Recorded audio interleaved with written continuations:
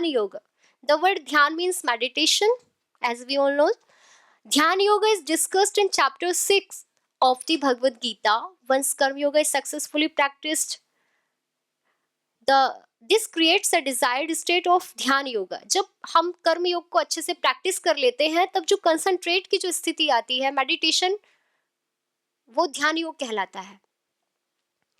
तो इन Dhyana Yoga, where the mind is made to focus within and have a direct perception of the atma. मतलब आत्मा के साक्षात्कार के लिए व्यक्ति खुद को एकाग्र करना चाहता है. उसके लिए वहां पर बताया भी गया है कि कैसे पवित्र स्थान में जाकर के, एकांत में जाकर के खुद को आत्मस्थ करना है.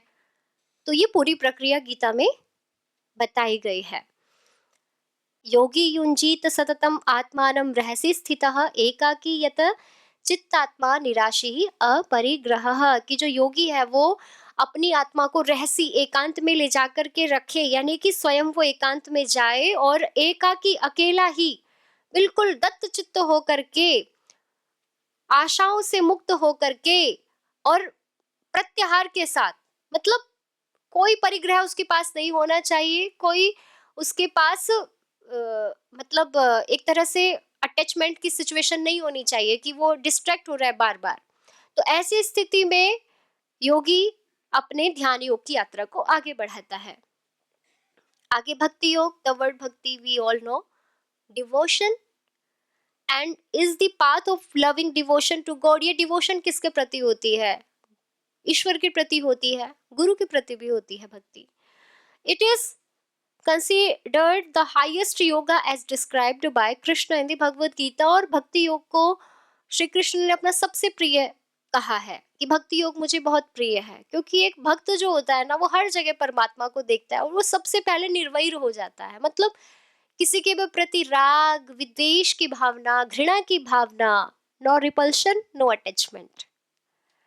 तो ये सिचुएशन उसकी हो जाती है. तो श्री कृष्ण कहते हैं कि ऐसा भक्त मुझे बहुत प्रिय होता है. तो एक तरह से जो भक्ति मार्ग है वो शंकराचार्य ने भी प्रेफर किया है कि भक्ति मार्ग जो है वो सबसे अच्छा है.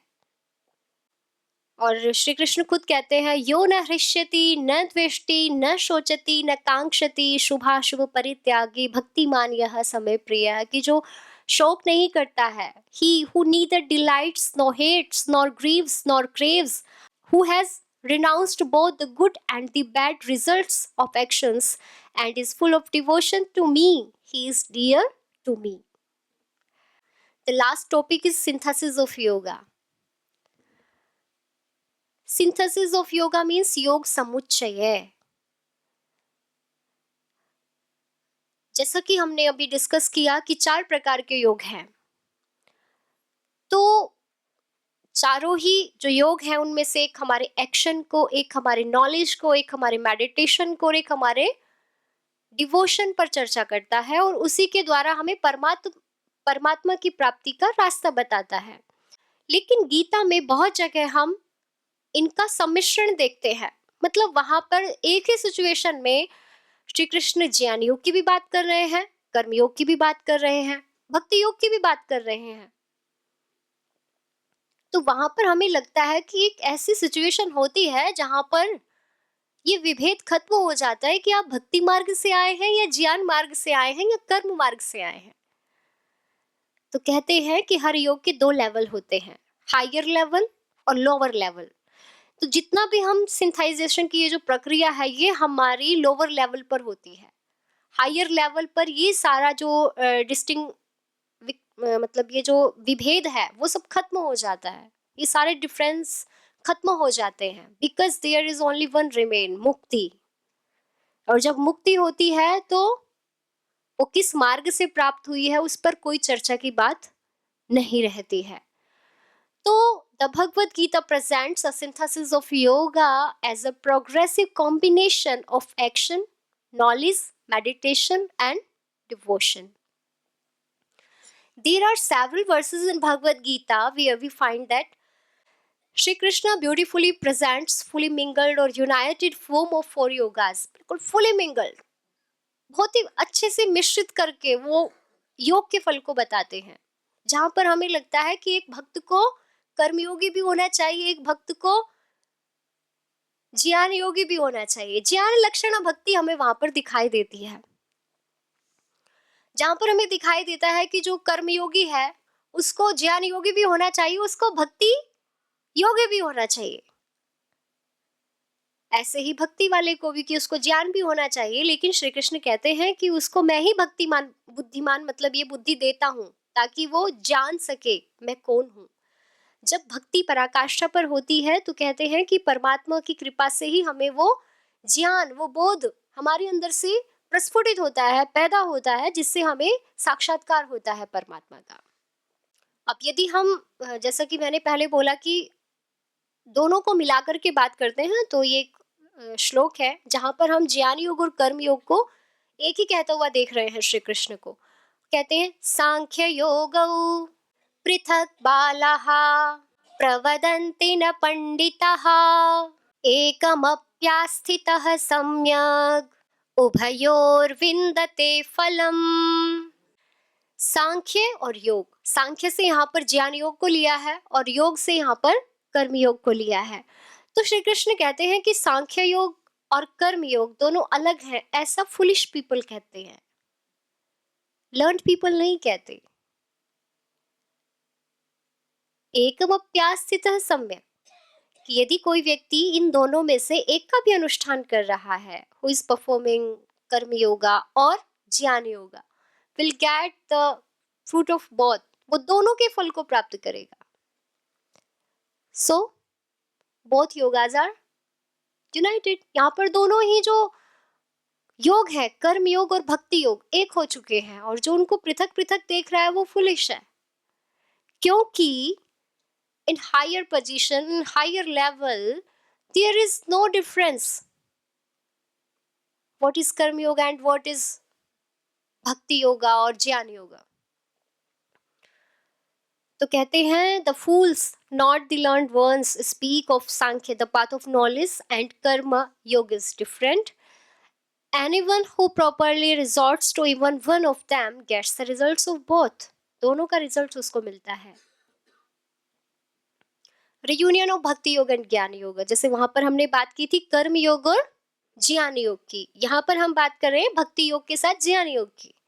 ये बहुत ही अच्छा श्लोक है, हम सभी को याद भी होना चाहिए कि जो डेवोटीज होते हैं वो कितने प्रकार के होते हैं। शायद आप में से याद भी होगा, चतुर्विधा भजन्ते माम जनाः सुकृतिनोऽर्जुन आर्तो जिज्ञासुरर्थार्थी ज्ञानी च भरतर्षभ। हम सभी भगवान का स्मरण करते हैं, हम सभी भगवान का ध्यान करते हैं, लेकिन किन इच्छाओं के साथ करते हैं? एक तो वो व्यक्ति है जिसने जान लिया है कि परमात्मा ही सच्चा है, वो उसके प्रति भक्तिमान हो जाएगा, उसके प्रति उसकी प्रवृत्ति हो जाएगी। हम मंदिरों में जाते हैं, मन्नतें मांगते हैं, कोई अपने दुखों को मिटाने की मांगता है, कोई धनी होने की मांगता है। तो श्री कृष्ण बहुत ब्यूटीफुली डिस्क्राइब करते हैं दैट मेरे 4 भक्त हैं अर्जुन। आर्त, जो पीड़ित है, जो दुखी है, मतलब डिस्ट्रेस्ड पर्सन, वो भी मुझे याद कर रहा है। भगवान तो सबका है ना, सबकी सुनते हैं प्रभु। जो हमें नहीं पता होता कि हमें हमारे पास होना चाहिए, वो हमें पहले ही दे देते हैं। और सेकंड इज जिज्ञासु, the seeker of knowledge. Interest होता है कि भाई क्या सत्य है, what is the truth, what is the self realisation, we should know. हमें जानना चाहिए कि सत्य क्या है। ऐसे जिज्ञासु भी मेरे भक्त हैं, वो मेरे दर्शनों को पढ़ेंगे, वेदों को पढ़ेंगे, गीता को पढ़ेंगे, उपनिषदों को पढ़ेंगे। एंड ज्ञानी, जिन्होंने सबके प्रति समत्व बुद्धि रख ली है, जिन्होंने आत्मा को, शरीर को अलग अलग करके देखना सीख लिया है, जो गुण और कर्म के विभाग को समझ गए हैं। मैं कर्म क्यों कर रहा हूं, किसके लिए कर रहा हूं, मैं कर भी रहा हूं कि नहीं कर रहा हूं, जिसने इस विभेद को समझ लिया वो ज्ञानी है। ज्ञानी बहुत मेहनत करता है इसलिए वो श्री कृष्ण जी को बहुत प्रिय है, ऐसा उन्होंने कहा। भक्तिमान भी प्रिय है, ज्ञानी भी प्रिय है। और अर्जुन कर्मयोगी है तो उसको तो बोल ही दिया था कि तुम मुझे सबसे प्रिय हो। तो व्हाट वी सी, अपने आप ही सिंथेसाइज्ड हो गया ना सब कुछ। भक्तिमान भी सबसे प्रिय, ज्ञान योगी भी सबसे प्रिय, क्योंकि सब योग जाकर के वहां पे मिंगल्ड हो गए हैं और उस परमात्मा को ही प्राप्त कर रहे हैं। उस सेल्फ रियलाइजेशन रूपी जो रिजल्ट है उसी को ही वो प्राप्त कर रहे हैं।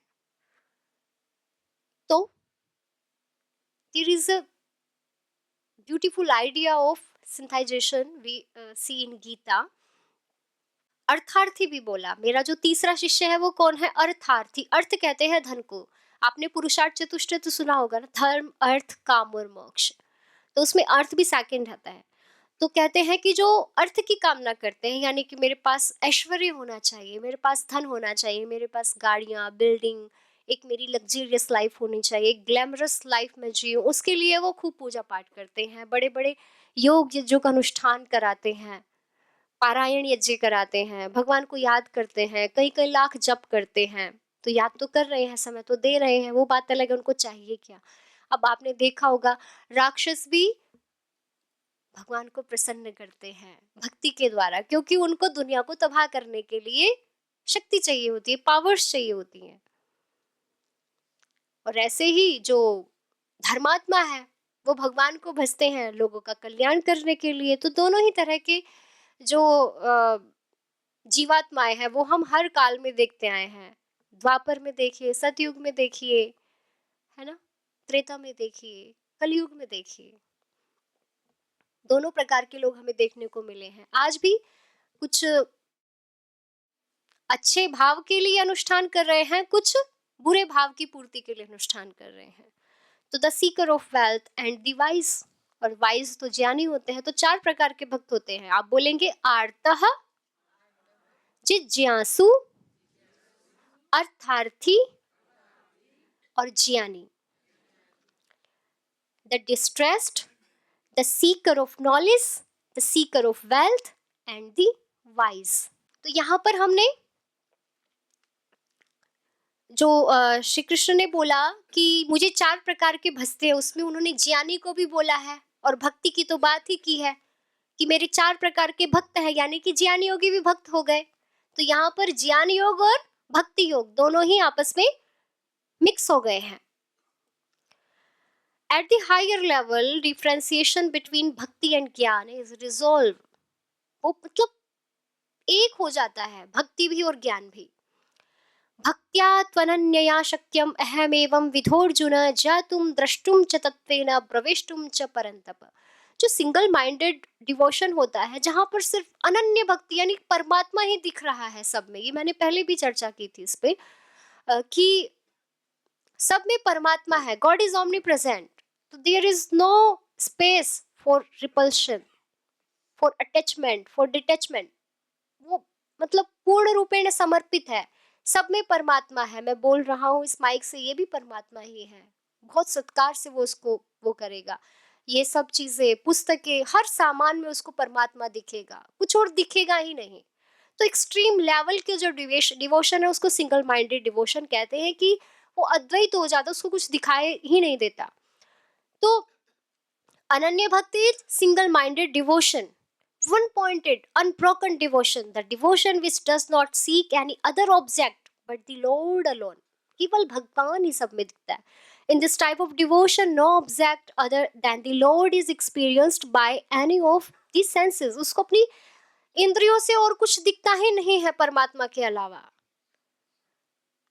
वो बोतल उठाएगा, मैं परमात्मा को छू रहा हूँ, वो किसी को देख रहा है, मैं परमात्मा को देख रहा हूँ, वो सुन रहा है तो मैं परमात्मा का स्तोत्र सुन रहा हूँ, ऐसी उसकी बुद्धि हो जाती है। Only God is remain.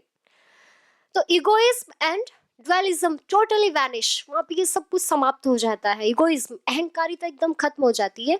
Of this form refers to the cosmic form. और कहते हैं कि ये जो श्लोक है ये विश्व रूप दर्शन का है, जहां पर अपने विराट स्वरूप का दर्शन श्री कृष्ण ने अर्जुन को कराया था। तो वहां पर उन्होंने कहा कि ये जो कॉस्मिक फॉर्म है, मेरी ये जो विश्व रूप जो ये दर्शन है ये उसी को हो पाता है जो मेरा इस प्रकार का भक्त होता है, जो सिंगल, जो मुझे सब जगह देख पाता है, वही मेरे स्वरूप को देख पाता है। ऐसा इसके पीछे लॉजिक क्या होगा? विश्व रूप यानी कि विश्व में संपूर्ण परमात्मा ही फैला हुआ है। जो भक्तिमान है वो ऑलरेडी देख रहा है, सब में उसको देख रहा है, तो अपने आप ही वो विश्व रूप हो जाएगा। तो the single minded devotee realises that the Lord is all this, ये सब कुछ परमात्मा ही है, and he alone is the ultimate reality, यही परम सत्य है। When he gets this experience of illumination, he gets merged in him, वो भी उसमें प्रविष्ट हो जाता है। बोला ना प्रवेष्टुम च, मतलब वो परमात्मा में ही मानो समाहित हो जाता है। जब वो सब में परमात्मा को देख रहा है तो ऑब्वियस सी बात है वो खुद भी तो परमात्मा में ही है ना। तो the essence of entire Gita Shastra and the synthesis of all yogas we find in 11th chapter. There is, हमने अभी तक दो योगा की यूनिटी देखी थी, यहाँ पर हम 3 योगा को एक साथ देखते हैं। मत कर्मकृत, मत परमः, मत भक्तः, संग वर्जितः। मत कर्मकृत, who works for me, his actions for attaining me, जो मुझे प्राप्त करने के लिए कर्म कर रहा है, निष्कामिता में जी रहा है। क्यों? ताकि मैं उस परमात्मा तक पहुंच सकूं, मुझे परमात्मा का साक्षात्कार हो सके। तो यहाँ पर कर्म योग। मत परमः, मेरे ही परायण, मतलब ही who regards me as a supreme goal, जैसे मैं ही उसके लिए सब कुछ हूं, ऐसा गोल बना करके वो मेरे परायण हो रहा है, सब जगह मुझे देख रहा है। मत भक्तः, जो who is devoted to me, जो मेरे लिए ही समर्पित है, मेरे लिए ही भक्तिमान है। संग वर्जितः, संग वर्जित, it is a beautiful term. ये हमें ले जाती है ज्ञान योग की ओर। इन सांख्य योग, सांख्य दर्शन, वी सी सूत्र असंगोयम पुरुषः, कि ये जो पुरुष है ये संग रहित होता है, यानी कि अटैचमेंट से फ्री होता है। तो यहाँ पर हम ज्ञान योग देखते हैं। तो आपने देखा मत कर्म कृत में कर्म योग था, मत भक्त मत परमः में भक्ति योग था, और संग वर्जित में ज्ञान योग आ गया। यानी कि इस तरह के कर्म करने वाले तीनों प्रकार के योगी, जो कि निर्वैरः सर्वभूतेषु, सभी प्रकार के प्राणियों में निर्वैर हो जाते हैं, यानी कि रिपल्शन से मुक्त हो जाते हैं, अटैचमेंट से भी मुक्त हो जाते हैं। स माम एति, वो मुझे प्राप्त कर लेता है, ही अटेन्स मी, अर्थात जो कर्म योग का पालन कर रहा है वो भी अटेन्स मी, जो भक्ति योग का पालन कर रहा है वो भी मुझे अटेन कर रहा है, मुझे प्राप्त कर रहा है, और जो ज्ञान योग का पालन कर रहा है वो भी मुझे प्राप्त कर रहा है। तो मतलब सभी योग एक हो चुके हैं यहाँ पर, and this is the higher position. The Gita contains the cream of the Vedas and Upanishads. तो जो क्रीम है वेदों की, उपनिषदों की, वो हम गीता में देखते हैं, और hence it is a universal scripture studied for people of all temperaments. तो जो कर्मयोग का सहारा लेना चाहते हैं उनके लिए भी, जो भक्ति योग का सहारा लेना चाहते हैं, अच्छे भक्त हैं उनके लिए भी, जिनकी जो जिज्ञासु है, जो ज्ञान मार्ग पे चलना चाहते हैं उनके लिए भी, और जो एक ध्यान योग के सहारे से ऊपर जाना चाहते हैं उनके लिए भी जो गीता है वो बहुत अच्छा एक शास्त्र है, और उनको एक दिशा प्रदान करता है जिससे हम उस सुप्रीम पावर का रियलाइजेशन कर सकते हैं, सेल्फ रियलाइजेशन कर सकते हैं। गीता शास्त्रमिदं पुण्यम यह पठेत प्रयतः पुमान् विष्णोः पदमवाप्नोति भय शोकादि वर्जितः। तो ये जो श्लोक है ये कहता है कि गीता शास्त्र क्या है? पुण्य शास्त्र है। यदि हम इसको प्रयत्न पूर्वक पढ़ते हैं, यानी कि क्लासेस होती हैं या नहीं होती हैं, हमारी चाह होती है कि हम गीता पढ़ें, मतलब भगवत कृपा है, तो विष्णु पदमवाप्नोति, वो जो परमात्मा का परम पद है, जो मोक्ष है, जो निर्वाण है, उसके लिए वो उसकी भूमि तैयार हो जाती है। प्रयत्न तो जब वो करेगा, जब अभ्यास करेगा तभी उस पद को पाएगा, लेकिन एक भूमि बनाने के लिए भी तो कुछ सहारा चाहिए होता है। तो वो गीता को पढ़ने के बाद मिल जाता है कि आप एक्शन के द्वारा उसको पा सकते हैं, या फिर आप नॉलेज के द्वारा, या फिर आप मेडिटेशन के थ्रू, या फिर आप, एक रह गया, एक्शन बोल दिया। एक्शन, डिवोशन, भक्ति के द्वारा। यस, तो भक्ति के द्वारा आप जाना चाहें उस तक, या कर्म के द्वारा, जैसी भी आपकी रुचि है, उसके द्वारा अपने अपने टेम्परामेंट के अकॉर्डिंग हम उस परमात्मा की ओर यात्रा कर सकते हैं। और ये कौन कहता है? गीता कहती है। इसलिए the word suggest that reading, reciting और studying the Bhagavad Gita with proper attention can help one attain the feet of Shri Vishnu और श्री परमात्मा and become free from worries and other problems, all type of fears, all type of griefs and sorrows. There remains only God, the supreme Lord, the supreme power and the self realization. ठीक है, thank you. आप सभी ने बड़े धैर्य से सुना। I am very happy and feeling pleasure and मेरा नमस्कार पुनः आप सभी को।